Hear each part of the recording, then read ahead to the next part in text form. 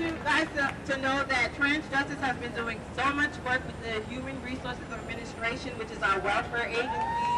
We have actually we have a procedure that's been passed for trans and gender nonconforming individuals. Trans Justice has your rights cards. This is what they look like. And so we want you to understand that it's because of us marching, it's because of us taking the streets, it's the reason why we're changing and creating and developing policies within HRA, within Administration for Children's Services, within OCSS, which is our juvenile justice. We're making changes, but we need to be in numbers.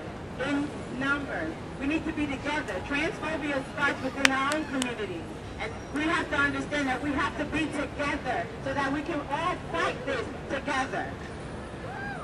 Woo! Hi you guys, Samara Riviera here in City Hall, New York City. We're at the annual Trans Rally and March, and I'm here with Elizabeth Marie Rivera Valentine. You would think she's my sister, Riviera and Rivera, but we're not. Tell us about the organization that you're with. I actually am the former organizing coordinator of Trans Justice in Brooklyn, New York, but I'm now living in Boston. I work as the health educator and web designer for the Transcend Boston program of Cambridge Cares About AIDS in Boston. And we have another member over here of your organization. I'm Sarah Reed. I'm here with Elizabeth, and I'm just very proud to be here and amazed to see that something like this even exists, because in Boston we don't have this. It's outside our concept.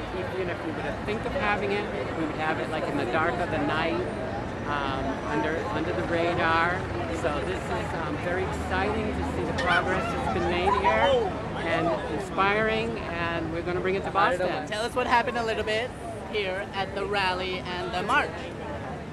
Well, it's our 6th annual Trans Day of Action here in New York, and basically we are taking the streets for ourselves, making ourselves visible, making ourselves heard, making sure that we voice all of our issues, and let folks know that we're not willing to put up with any more discrimination, any more, brutalization, acts of violence. We're sick and tired of it, and we're not going to put up with it no more. So we decided to take the streets and pretty much do it our way.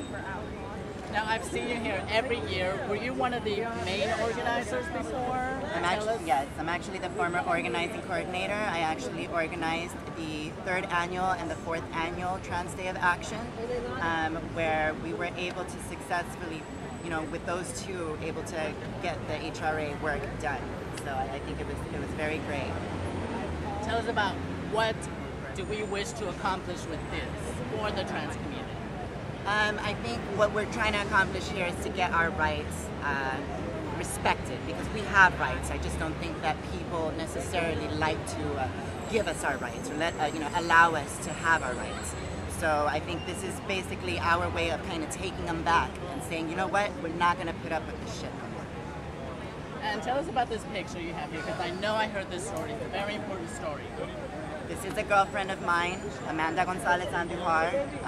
She's actually a friend of mine that I met at the beginning of my transition over 10 years ago. And she recently was murdered. And basically, right now, the issue that we're dealing with is that her current murderer is trying to play the trans panic card and trying to get the charges lowered. Right now, the charges are 25 years to life, but they're trying to lower the charges down to 10 years. Second-degree murder and second-degree burglary is what happened, basically. And I just wanted to make sure that we gave Amanda an opportunity to be seen for who she really was and not who the media depicted her to be.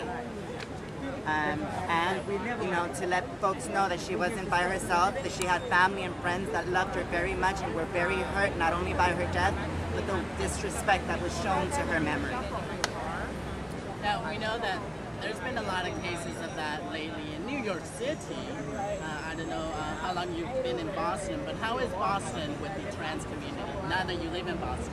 I think that Boston has a long ways to go. I think there's a lack of resources for the trans community in Boston.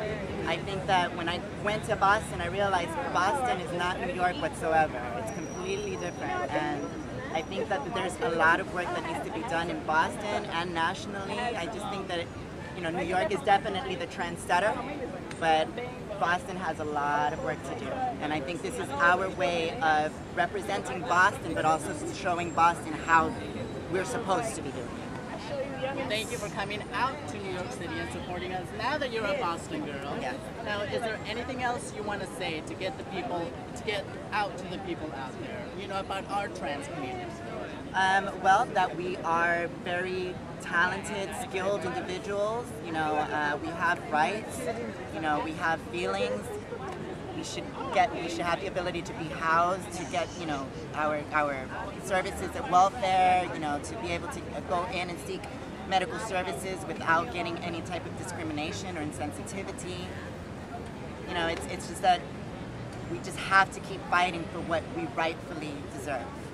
Absolutely. That goes for New York, Boston, LA, everywhere. And any last words? I would just like to say that trans people have a tremendous amount to offer. We're an underutilized resource in companies, in politics, everywhere where we could be. The people that I have met are wonderfully creative, brilliant, beyond what you would think anyone would have in one person. And I just think we're a great resource. I would like to see us, the greater community, to become aware of us and to know that we could be good employees, we could be a good part of the future for different companies, and part of a lot of creativity that goes on. Thank you. Well, thank you so much, and go out and support all your trans events. Remember, the Trans Pride Rally is usually the Friday before the big gay pride event, right? And it also coincides with the Trans Day of Action in San Francisco. That's why we do it. San Francisco has theirs this Friday, and so we decided that we wanted to do it in, aligned with theirs. So. Okay. So go out there and support your trans community, our trans community. Support us, people. I want to thank you for taking the time and being here and being fabulous and showing New York what the fuck is up, okay? Now, we're coming to our end. I want to make sure that y'all understand, each and every one of you are beautiful, fabulous individuals, and all of you should go home safely. If you can possibly go home together, partners, okay? Leave the park in a nice and orderly manner, so that way there is no drama or anything that ensues after this. But I want to hear it one more time, okay? I want to chant one more time. You know which chant I'm talking about. We're queer! We're queer! We're fabulous! Don't fuck with us! We're here! We're queer!